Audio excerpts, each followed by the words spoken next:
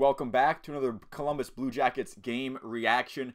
Game 23 on the second half of a back-to-back. Columbus wins 5-2 over the Boston Bruins. Doesn't exactly sound right, but that is what happened.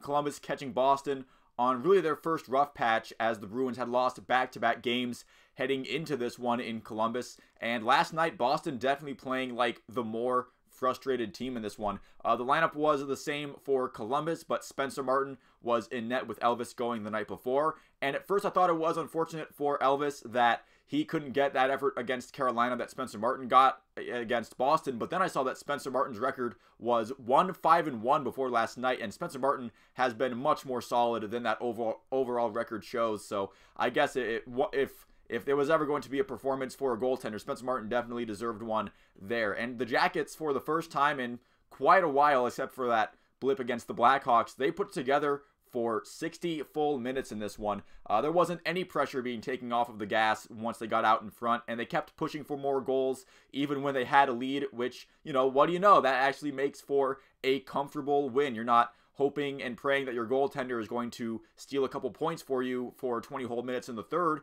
when you just let them get shots in over and over. When you actually try to possess the puck and get in the offensive zone and maybe not make super aggressive plays, but just keep playing solid hockey to try to keep it on their end of the ice, it works out for you more often than not. And it was a Russian takeover night in terms of scoring, and also Justin Danforth getting an empty net goal. He's not Russian. But Voronkov scored the only goal of the first period after a great individual effort by him, and he gets it. He got the puck, won a puck battle in the corner, turned that into a shot that beat Jeremy Swayman to put the Jackets up 1-0. It did suck to hear before the game that Dmitry was a bit homesick and was pondering a return to Russia. Apparently he's been living alone in a hotel. I'm sure that's not the best way to help yourself get acquainted with living in a new country and playing on a new hockey team, especially when that team has had the terrible start that they've had with that 9-game losing streak, and just a lot of on-ice frustration can really just sort of highlight how bad things can be going off the ice for you as well in terms of how you feel. But after that story broke, he has since said that he plans on staying in Columbus, which I think that's good, obviously, for the team, as he's been a pleasant surprise. I didn't think he could come in and have a good impact right away, but I didn't think he would be, especially as offensively dynamic as we've seen him. He was kind of billed as more of a, maybe like third-line ceiling physical presence kind of guy, but he's really got some high-end offensive talent that we've seen for the Blue Jackets. But the organization definitely should be on the lookout for stuff like that, especially with players coming in from overseas. They're far away from their home and possibly far away from the culture that they're used to as well. So to hear Voronkov was homesick and that the organization hadn't really taken many, if any, steps to kind of help him get used to stuff besides just, hope he's friends with the other Russians on the team already, I do feel like that is a little bit of a downer there. But they go into back to the game. They go into the first intermission up 1-0, having to keep that momentum going, and the Jackets did, with Provorov getting his second of the year, after which Jeremy Swayman was pulled. I don't think it was due to poor goaltending.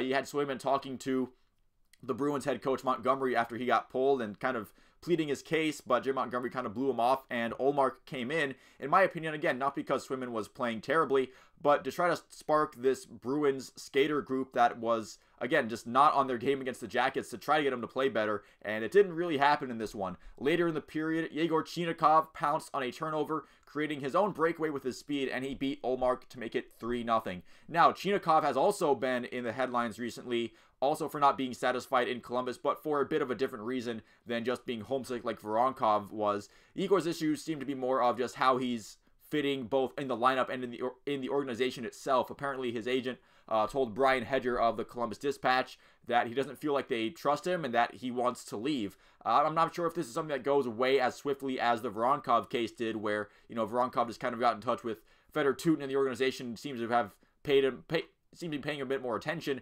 This just seems like a plain old disagreement between a player and the organization on how they should be handled moving forward. Although it should be noted that no formal trade request has been made so far. It's just a reported conversation that an agent and a reporter had. And Chinakhov's contract does end after this season, although he's still an RFA, meaning that it would be pretty difficult for him to sign with another NHL team without the Jackets allowing that to happen. Hopefully Chinakhov and the Jackets can work things out, as we've seen glimpses of what he can do. We saw that last season before his injury kind of Took him out for a while, and then he came back and went to Cleveland. And last night we saw glimpses of that offensive prowess as well, with that unassisted breakaway goal, and how he can transition from the defensive zone to the offensive zone. But back to the game, Jackets heading in to the third period with a 3-0 lead, and they got a 5-on-3 early in that third period that even their power play could not mess up, as Kirill Marchenko converted a power play goal. They didn't score on the ensuing 5-on-4, but going up 4-0 was enough to kind of make this game feel a little bit buried, although Boston did get a goal that made the pessimist in me quite nervous with about 12 minutes left. But as I mentioned at the top of the video, Justin Danforth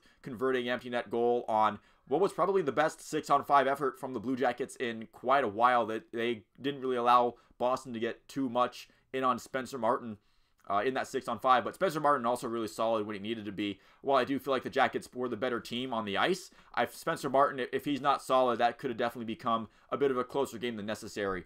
Beecher also got a consolation goal to make the score 5-2 by the end of it, but basically just a dominating game from the Jackets over the Boston Bruins. So Columbus has won 3 of their last 4. These games still don't really have a feeling of pure excitement about climbing up in the standings, just because Columbus has put themselves so far down in the standings. They've put themselves in such a deep hole that they're going to have to keep digging out of this for a lot longer for those standings points to really feel like they matter. But play like this results in sustainable wins. I said earlier, like, you're not going to score 7 goals a night, and you can't allow around 40 or more shots on goal and hope that the goaltender bails you out of it. But wins like these, where you're getting 40 shots on goal and you're not really giving up too many dangerous chances to the opposition, that is how you can win in the National Hockey League and continue to win. We'll see how much of this is a Jackets team that has learned how to put it all together and get a full 60-minute effort, and how much of it was just playing Boston at their worst point in the season so far. And that's going to do it for this video. Thank you so much for watching. If you did make it this far into it, leave a like and a subscribe if you enjoyed it and you'd like to see more like it. I cover a lot of sports teams in Ohio that I like. Maybe you'll like those videos as well. You can let me know down in the comments below how you thought this game went, and if the Jackets can